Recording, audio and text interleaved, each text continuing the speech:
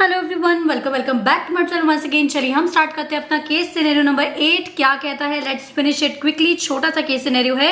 Mrs Gopi Narayan and company is a partnership firm of advocate. Advocate की कोई firm है जो कि registered under GST in Mumbai Maharashtra. Simple सी बात, हमें पता है जब भी एडवोकेट की सर्विसेज दी जा रही हैं तो सारी सर्विसेज एग्जाम्प्ट हैं, एक्सेप्ट जब वो सर्विसेज किसको दे रहा है, ऐसी बिजनेस एंटिटी को दे रहा है जिसका एग्रीगेट टर्नओवर प्रीसीडिंग ईयर में क्या है, रजिस्ट्रेशन लिमिट से ज्यादा है।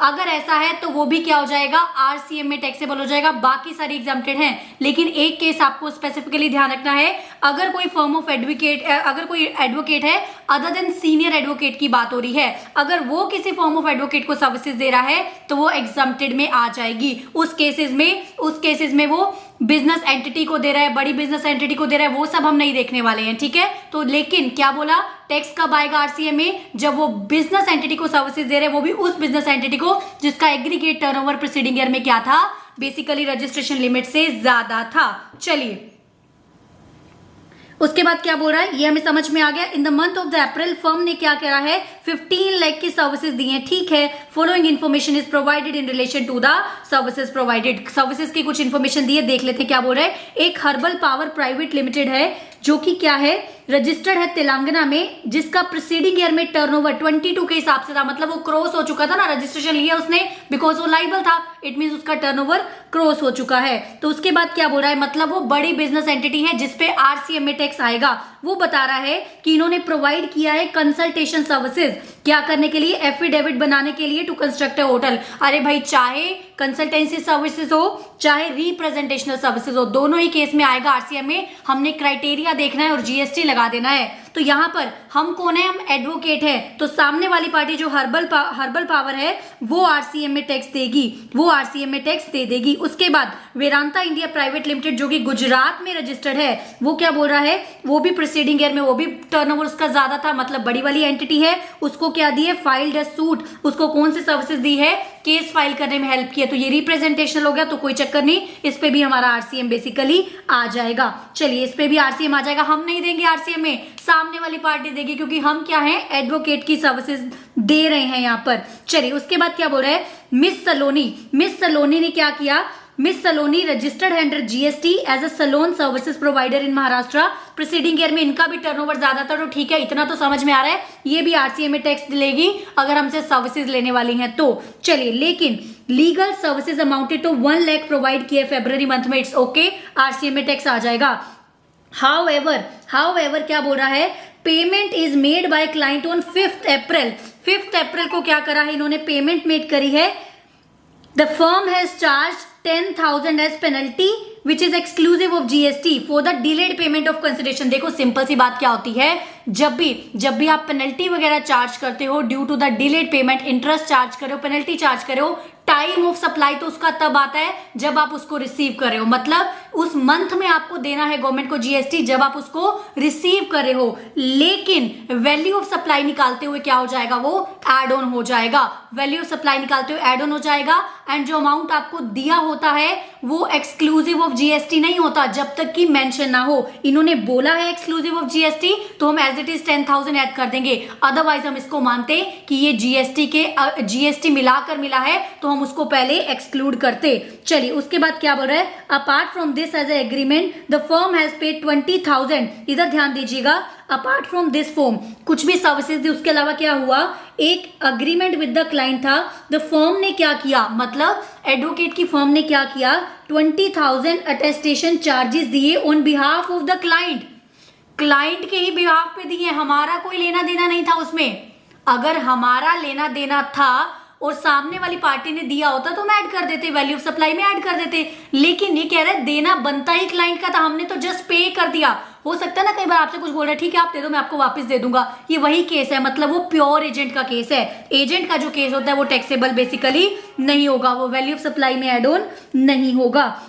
विच were reimbursed by the client in the February, वो क्लाइंट ने रीइम्बर्स कर दिए। तो बेसिकली 20,000 में कंफ्यूज नहीं होना है, ये प्योर एजेंट की सर्विसेज है। उसने बोला है जिसके लिए क्लाइंट ही लाइबल था, क्लाइंट लाइबल था, हमने दिया तो वो हमें वापस दे रहा है, वो प्योर एजेंट की सर्विसेज का काम कर रहा है। चलिए छोटा सा है बिल्कुल। The turnover of Mrs Gopi Narayan in the preceding financial कितना था, 50 lakhs था पिछले साल में। The firm is engage solely in the providing legal services, दे रही है, कुछ और काम में ये क्या है, इन्वॉल्व ही नहीं है। उसके बाद देख लेते हैं फटाफट से क्वेश्चन क्या कह रहा है, इजी हो जाएगा।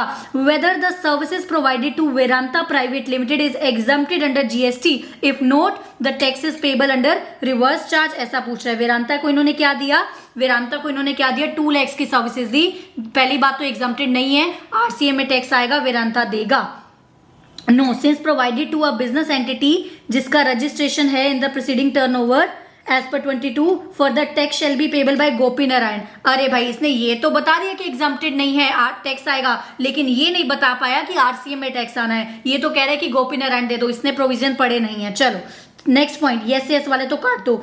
नो, क्या ये एग्जम्प्टेड है, नो एग्जम्प्टेड नहीं है। Since the services is provided to business entity registered person जिसका टर्नओवर बेसिकली क्रॉस हो चुका है, जो लिमिट होती है उससे, further tax shall be payable by Vedanta under reverse charge. Very good, इसको समझ में आया, point number D is the correct one. उसके बाद what shall be the value of supply provided to Miss Saloni in terms of section 15। Section 15 के according क्या था 1 lakh plus 10,000 लेना है, वैल्यू ऑफ सप्लाई 20,000 ऐड नहीं करना है, तो 1,10,000 क्या हो जाएगा, वैल्यू ऑफ सप्लाई हो जाएगा। 1,10,000 वैल्यू ऑफ सप्लाई बेसिकली हो जाएगा। तो A should be the answer for the same. What shall be the time of supply, what shall be the time of supply जो कि मे की जा रही है सलोनी को जो सर्विसेज दी हैं उसके रिगार्डिंग बताइए टाइम ऑफ सप्लाई क्या आएगा। ये 10,000 का तो हमें पता है, जब हमें एक्चुअल में मिला तब टाइम ऑफ सप्लाई आएगा। ये 10,000 कब मिला हमको, 10,000 मिला 5 अप्रैल को, उसका तो क्लियर है टाइम ऑफ सप्लाई अप्रैल में आ जाएगा। 10,000 का तो आ जाएगा बेसिकली 5 अप्रैल, ठीक है। उसके बाद देखते हैं, उसके बाद बेसिक बाकी टाइम ऑफ सप्लाई क्या होता है, इधर देखो क्या होता है। जो अगर आप टाइम ऑफ सप्लाई निकाल रहे हो वो भी आरसीएम में सर्विसेज का, सप्लाई ऑफ सर्विसेज के रिगार्डिंग आप टाइम ऑफ सप्लाई निकाल रहे हो वो भी आरसीएम वाली सर्विसेज का, तो 2 कंडीशन देखनी होती है आपने। क्या देखना होता है, पहला देखना होता है पेमेंट, दूसरा देखना होता है day immediately following the 60 days, जो है क्या, जो भी क्या है, क्या देखना होता है इसमें आपने बेसिकली क्या बोलता है, immediately following the 60th days from the date of issue of invoice. जब आपने इनवॉइस इशू करा उसके बाद से 60 डेज निकालो तो उसके नेक्स्ट डे लेना है, मतलब 61st डे काउंट करना है। तो देखिए कब सर्विसेज दी हैं, बेसिकली सर्विसेज कब दी थी इन्होंने, देखो सर्विसेज दी है 15th Feb को, पेमेंट कब की जा रही है, तो इनवॉइस से देखना ना, invoice was issued on 15th Feb, ठीक बात कर रहा है, एंड पेमेंट कब की जा रही है 5 अप्रैल को। तो एक तो हमारा क्राइटेरिया होगा 5 अप्रैल, दूसरा क्राइटेरिया हमने बेसिकली क्या करना है, निकालना है 15th Feb से हमने क्या लिखने हैं, 60 डेज निकालने हैं, एंड देन हमने क्या करना है, उससे नेक्स्ट डे लेना है। फेब के कितने डेज बचे, 28 में से 15 फरवरी तक निकाल दो, जो डे दिया गया इनवॉइस का उसको हटा दो, 13th डे फेब के बचे, मार्च के कितने बचे 31 डे, 44 डेज हो गए, 44 डेज हो गए। 60 डेज पूरे करने के लिए अप्रैल के 16 दिन लगेंगे, 44 डेज हो गए। मार्च के 60 डेज पूरा करने के लिए अप्रैल के कितने लगेंगे, 16 डेज लगे, 16 अप्रैल तक 60 डेज पूरे हुए। उसके बाद एक डेट और ऐड करनी है, एक डेट और ऐड करनी है, मतलब 17th अप्रैल हो गया। तो विच एवर इज अर्लियर क्या हो गया, 5th अप्रैल हो गया। तो पहले वाले के केस में 5th अप्रैल हो गया, सेकंड वाले के केस में जो हमें इंटरेस्ट पेनल्टी मिला वो भी 5th अप्रैल को मिला। तो पूरे के पूरे केस में 1,10,000 के केस में 5th अप्रैल हो गया हमारा basically time of supply. For whole amount 110 5th April आपका हो गया time of supply. So C should be the answer for the same. I hope आपको समझ में आया होगा, इजी था, बट यस अगर थोड़ा डाउट है तो ध्यान रखना, एक बार ये अपना खुद से कैलकुलेट करना के देखना कि 61st डे आपका सही बैठ रहा है कि नहीं बैठ रहा। जिस दिन पे इनवॉइस इशू किया उसको हटा दो एंड 60 डेज के बाद वाला नेक्स्ट लेना है। मैं क्यों बार बार ऐसे बोल रही हूँ, मैं 61st भी बोल सकती थी, बिकॉज एग्जाम में आपको 61st डे नहीं लिख के आना है, एग्जाम में आपको लिखना है day following the immediately following the day 60 के बाद